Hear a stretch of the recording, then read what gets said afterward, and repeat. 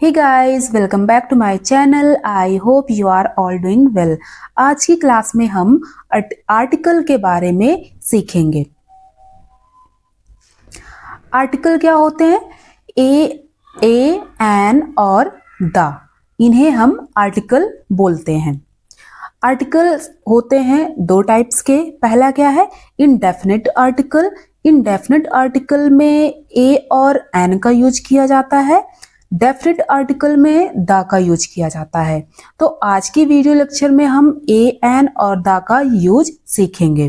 साथ ही साथ हम ये सीखेंगे कि द को कब द बोलते हैं और द को कब दी बोला जाता है, इसके बारे में भी हम सीखेंगे।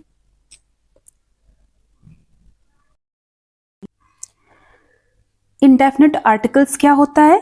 जब हम किसी अनिश्चित व्यक्ति, वस्तु या जगह के बारे में बात करते हैं तो उसे हम इंडेफिनिट आर्टिकल्स कहते हैं। मतलब ये कि उस व्यक्ति, वस्तु या जगह के बारे में हमें पूरी तरह से जानकारी नहीं है। आइए एग्जाम्पल के थ्रू समझते हैं। पहला एग्जाम्पल है, आई सा एन ओल्ड मैन। मैंने एक बूढ़ा आदमी देखा। मैंने एक बूढ़ा आदमी देखा। अब वो बूढ़ा आदमी कौन है, कहाँ से आया है, उसका क्या नाम है, इसके बारे में हमें कोई जानकारी नहीं है, तो हम इसे इंडेफिनिट आर्टिकल्स कहेंगे। दूसरा एग्जाम्पल है, a dog was barking at night. एक कुत्ता रात में भौंक रहा था। अब वो कुत्ता किसका कुत्ता है, उस कुत्ते का नाम क्या है, वो कुत्ता कहाँ से आया है, इसके बारे में हमें कोई निश्चित जानकारी नहीं है। हमें सिर्फ इतना पता है कि एक कोई कुत्ता है और वो भौंक रहा था। तीसरा एग्जाम्पल है, I bought a book yesterday. मैंने कल एक किताब खरीदा।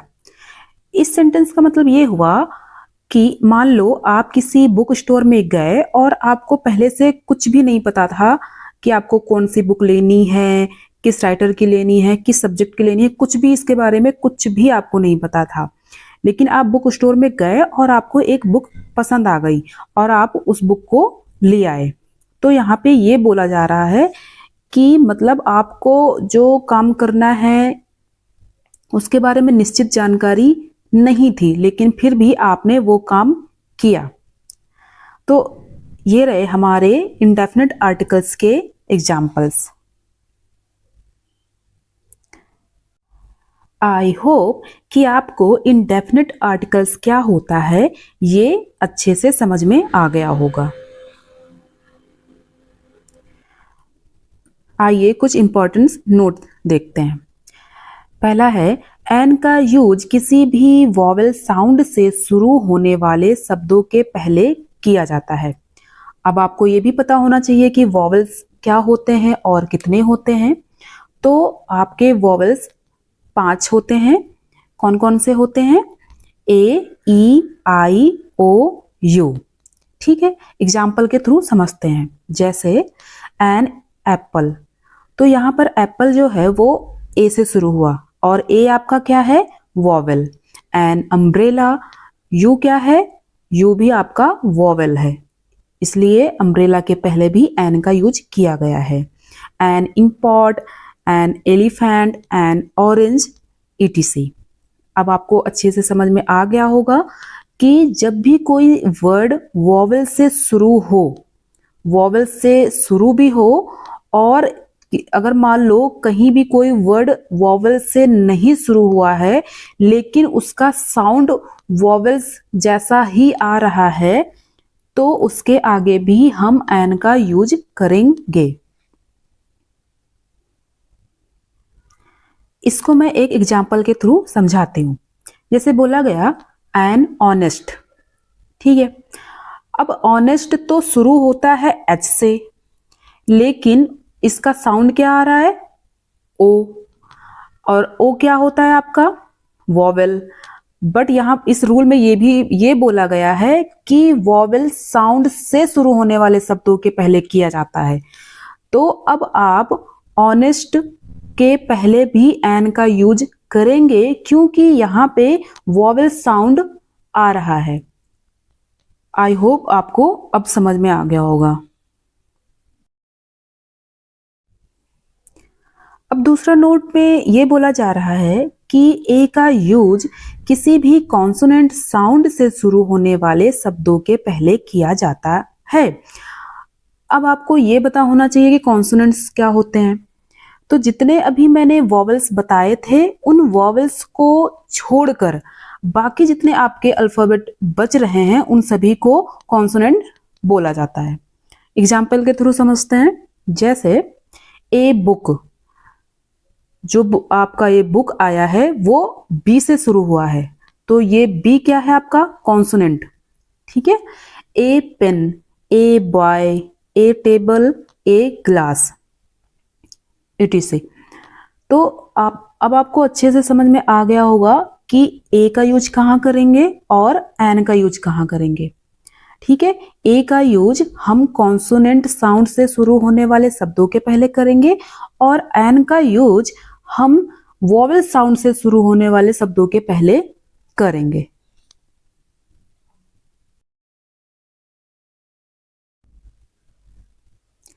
डेफिनेट आर्टिकल्स क्या होते हैं? जब हमें किसी व्यक्ति वस्तु के बारे में निश्चित जानकारी हो तब हम डेफिनेट आर्टिकल्स का यूज करेंगे। एग्जाम्पल के थ्रू समझते हैं। ओपन द विंडो, खिड़की को खोलो। इसका मतलब ये हुआ कि हमें पहले से ये निश्चित था कि जिस विंडो को मैंने खोलने के लिए बोला वो पहले से बंद थी, मतलब पहले से हमें उसके बारे में निश्चित जानकारी थी, तभी मैंने बोला कि खिड़की को खोलो। ठीक है। दूसरा एग्जाम्पल क्या है? This is the car which I have bought. जैसे मान लो हम कहीं रोड पर गए और वहां हमें कोई कार दिखी और हमने बोला कि यह वही कार है जो मैंने खरीदा है, मतलब कि जो मेरे घर पे है कार जिस मॉडल की, यह वही कार है।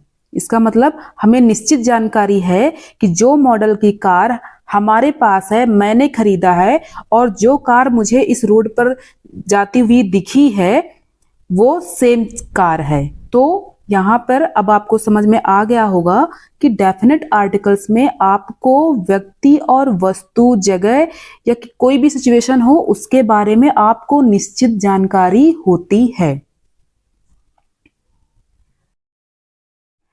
तीसरे एग्जाम्पल में ये बोला गया है, the house in which she lives in is new. वह जिस घर में रह रही है वह नया है, मतलब इसके बारे में हमें निश्चित जानकारी है कि वह घर नया है। आपने इन 3 एग्जाम्पल्स में यह सीखा कि अगर हमें निश्चित जानकारी होती है तो वहां पर हम द का यूज करते हैं।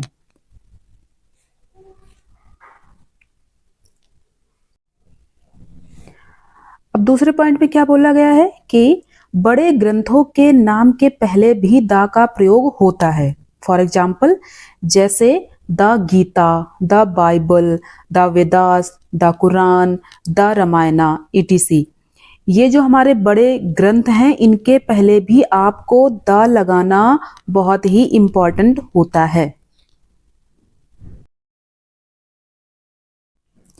तीसरे पॉइंट में क्या बोला गया है?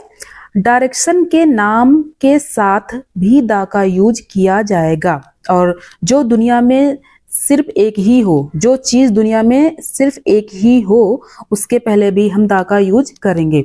डायरेक्शन से मतलब क्या? जैसे आपको बोलना है साउथ, तो साउथ ना बोलकर आप द साउथ बोलेंगे, the north, the east, the west. तो इन डायरेक्शंस के पहले भी हम द का यूज करेंगे। एग्जाम्पल के थ्रू समझते हैं। जैसे द अर्थ, अर्थ जो है वो पूरी दुनिया में एक ही है, तो इसके पहले भी हम द का यूज करेंगे।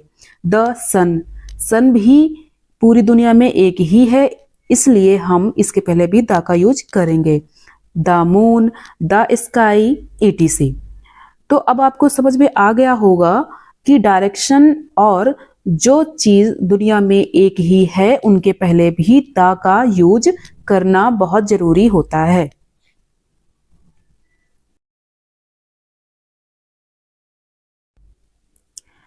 अब चौथे पॉइंट में क्या बोला गया है कि जो भी आपकी हिस्टोरिकल बिल्डिंग हो हिस्टोरिकल प्लेस हो, उनके नाम के आगे भी आपको द लगाना जरूरी होता है। फॉर एग्जाम्पल जैसे ताजमहल है तो ताजमहल के पहले भी आपको द लगाना है।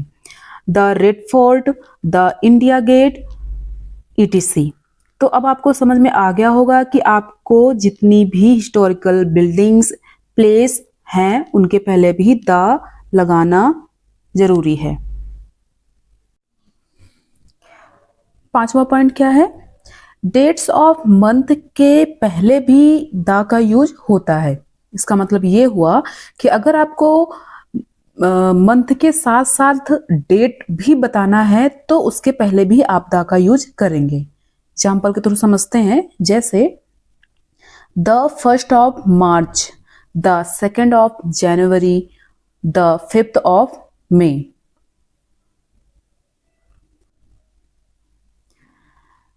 इसमें क्या बोला गया है? लेकिन डेज और मंथ के नाम के पहले आप द का यूज नहीं करेंगे। अगर आपको डे और मंथ बताना है तो उसके पहले आप द का यूज नहीं करेंगे। एग्जाम्पल क्या है? जैसे इट इज संडे, मंथ बताना है तो जनवरी, मार्च और जून। कहने का मतलब ये है कि अगर आपको मंथ के साथ साथ डेट को भी बताना है तब आप द का यूज करेंगे, नहीं तो आप द का यूज नहीं करेंगे। 6वां पॉइंट क्या है हमारा? धार्मिक समुदाय, राजनीतिक दल के नागरिक को सूचित करने वाले शब्दों के नाम के आगे भी आपको द लगाना जरूरी होता है। For example the Hindus, the Muslim, the Christian, the Sikh, the Congress party and the BJP. ये जो धार्मिक समुदाय होते हैं और राजनीतिक दल के जो भी नाम, नागरिक के जो भी नाम होते हैं, इन सब के पहले भी आपको द लगाना जरूरी होता है। आई होप आपको अब द कहाँ पर यूज करना चाहिए और कहाँ पर नहीं यूज करना चाहिए अच्छे से समझ आ रहा होगा।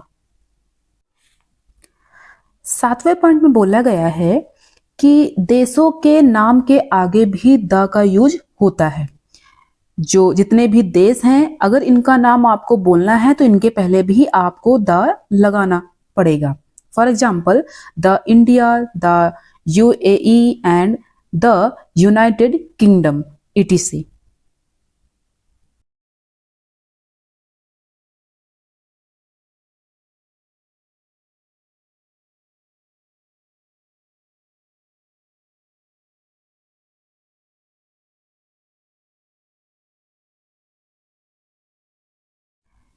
ये रहे कुछ इंपॉर्टेंस पॉइंट जिसके थ्रू आप समझ सकते हैं कि आपको कहाँ कहाँ और किन किन शब्दों के पहले द लगाना जरूरी होगा। अब हम सीखेंगे कि काउंटेबल नाउन क्या होता है। दैट कैन बी काउंटेड, मतलब जिसे हम गिन सकें, जिसे गिना जा सके, उसे हम काउंटेबल नाउन कहते हैं। Example boy, pen, dog, cat, laptop, camera, mobile, etc. मतलब जिसको हम 1 2 3 में काउंट कर सकें। दुनिया में जो भी चीजें हैं जिनको हम 1 2 3 में काउंट कर सकते हैं उन्हें हम काउंटेबल नाउन कहते हैं। ठीक है, अब आपको समझ में आ गया होगा कि काउंटेबल नाउन क्या होता है। अनकाउंटेबल नाउन क्या होता है? That can not be counted, जिसे गिना ना जा सके उसे हम अनकाउंटेबल नाउन कहते हैं। For example water, gold, blood, money, love, honesty, etc. एक और बात, जो हमारे हेयर और स्टार होते हैं, ग्रामर के रूल के हिसाब से हम उन्हें काउंटेबल नाउन में रखते हैं। क्यों? क्योंकि हम उन्हें 1 2 3 में काउंट कर सकते हैं, इसलिए हेयर और स्टार आपका काउंटेबल नाउन होता है। आई होप आपको ये क्लास पसंद आई होगी। Thanks for watching.